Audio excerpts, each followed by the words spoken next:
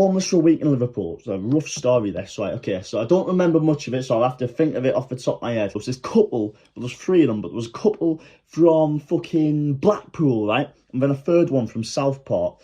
And what happened was, in the morning on one of the days, they just gave me this jumper. They were like, oh, please take it, because it had this big, like, not suitcase, but like a gym bag sort of thing. Don't know why they were in Liverpool. I think they were having a night out, to be fair, because I did, like I say, see them in Mackey's. So yeah, they gave me this, and then I was left with the one from Southport. To be fair, she was actually like a really fucking nice lady, to be fair. But yeah, this was only ever my second time in Liverpool. The first time I went, I walked to Anfield. I was in the away end. I watched Liverpool versus Burnley. But yeah, this was the second time. This was the first time I ever actually saw Liverpool. So yeah, first train going anywhere. I ended up at York, and then I was told to get off the train, off the ticket inspector. No fines, no nothing like that. I just spoke to him, and then he told me off the train, next time don't do that. So obviously I did it again like fucking a few minutes later. I went into the waiting room, looked at the first train that looked appealing, and I thought, Liverpool. There was none, I don't think there was any at Bristol, was there? It was quite late at night. So I got to Liverpool eventually, like no fucking ticket inspections or anything. So I was just going to get off when I was first told to get off. I was thinking maybe I'll end up Huddersfield, Manchester, whatever. Liverpool, I ended up there. I was like, fucking hell. So there I am. I'm in Scouse land, right? Couldn't believe it. And I walked out and it was absolutely beautiful. And I was thinking, wow, this is now my favourite city. Great place. And I tell you what, the people of Liverpool are fantastic. I love them. Okay, so I get out. I think, is it the 1975 that are playing at this like little, well, big fucking arena, small compared to Goodison and fucking Anfield, like. But yeah, so they're on. There's a Beatles tribute on, so there's a lot going on in Liverpool's, you know, near Lime Street. So yeah, I get out, and there's great statues, so many people, you know. The people are beautiful. The people are fantastic. The atmosphere is great. The lights are amazing. Liverpool's great. I went by this river. I don't know what it was like. It was like a riverside walk near. I don't know what it was near. Like near some Tate's thing or something. Yeah, some really nice scenery. You know what I mean? And I walked. Is it called Albert Dock? Was it called? I walked down that. Lovely. It was a long walk, but I loved it. Oh wow, I had some nice walks in Liverpool, to be fair. So yeah, I think I was looking for Goodison Park. I thought, not Goodison Park, I've already seen that before. I was looking for the new one. Is it called Bramley Dock or something? So, because I've got a mate who, well, it's more my dad's mate, but me and him get on really well. And he's helping work on this new ground for Everton. So I walk over, have a look. It's behind fences anyway. And then I have to walk back, you know what I mean? But anyways, obviously I have no money, so I need food. I am hunting for food. Now, obviously I've got the options of bins and stuff like that. I've seen people go through bins in Bishop Auckland and Hartlepool before. But that wasn't for me. I couldn't do it. It would have disgusted me. And also, the longest I've ever gone without food was 2.5 days without food and water. Like, not a drop, not a crumb. So that's the longest I've ever gone. Okay, so fucking hell, I'm trying to remember what the fuck I was saying. So yes, at McDonald's. I ended up at McDonald's, right? And this McDonald's, I couldn't believe my luck. Bearing in mind, now you appreciate everything, right? If you find a fucking pound on the floor, you're buzzing, right? But I go to Mackey's, right? Pretend that a fucking collection part where you get your food's like right in front of you. By the side of it, that goes past it, is a fucking just massive wide table, face like against the window. And this big group comes in, like I'm talking a fucking Titanic group, okay? They just come in and they order so much food. Like, I've got no money, and yet it's more food than I've ever seen in my life. Because when they come in and buy this food, right, they leave it. They leave their food and just go. They take a few bites, chicken nuggets, burgers, Coca-Cola, all of it. They go instantly. Like, a few bites and they're gone. Collect it, yum, yum, yum. Off.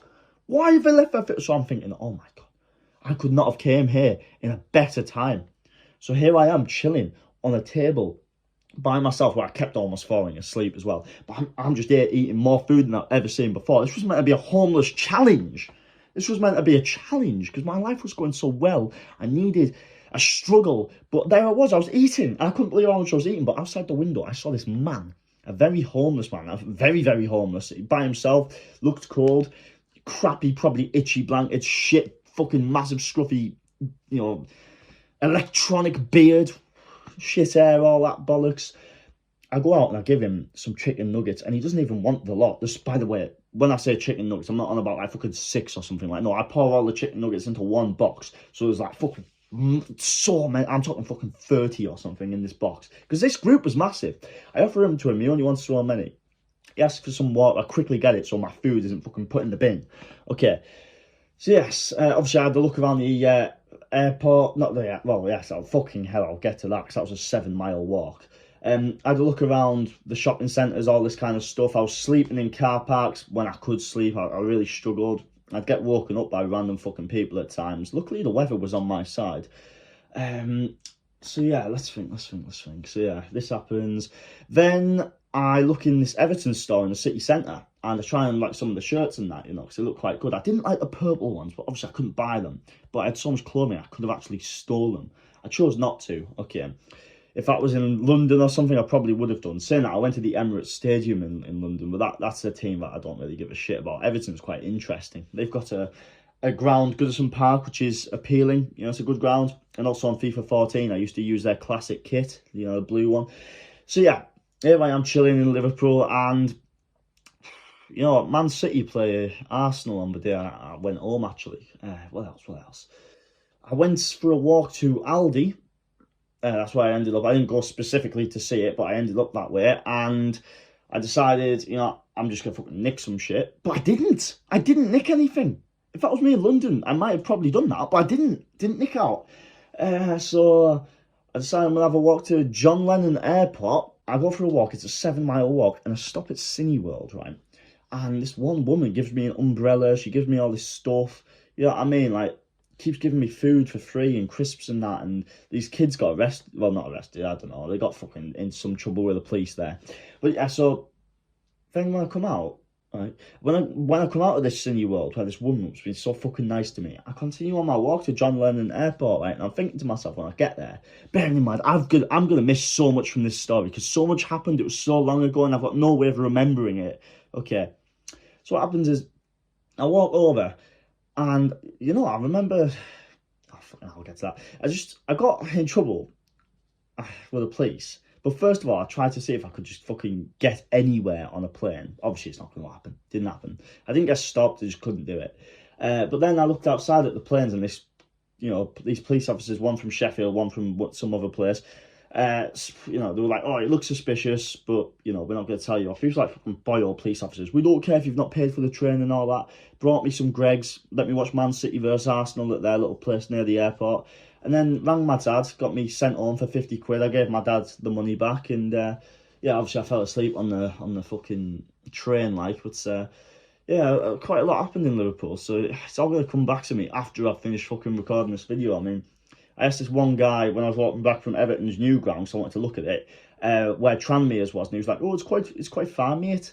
You know, so I didn't bother with that. So his car had broken down, so I helped him fucking push it and all that. But I was getting told about how the place was dangerous. I walked 7 miles in a fucking blistering heat. It wasn't that hot really, but it was hot for somebody who didn't have much food or water, you know. But yeah, I walked over to the fucking airport and I was sleeping rough. I don't know if I've said where I was sleeping. I was sleeping in like fucking car parks and shit like that. I kept getting woke up. I couldn't really sleep at all. I think I went a few days without sleep, but I did try to rest. Mainly just walked about. Yeah, you can't really sleep in the city centre when there's so many fucking people about. Then you don't want to sleep in any of the fucking rough parts. But I'm definitely going to have missed quite a lot from that story. Whatever. It's really hard for me to remember. But I made that video mainly for me. But anyway, yes, that is most of the story of how I was homeless for a week in Liverpool. Thank you very much for watching. Catch you next time.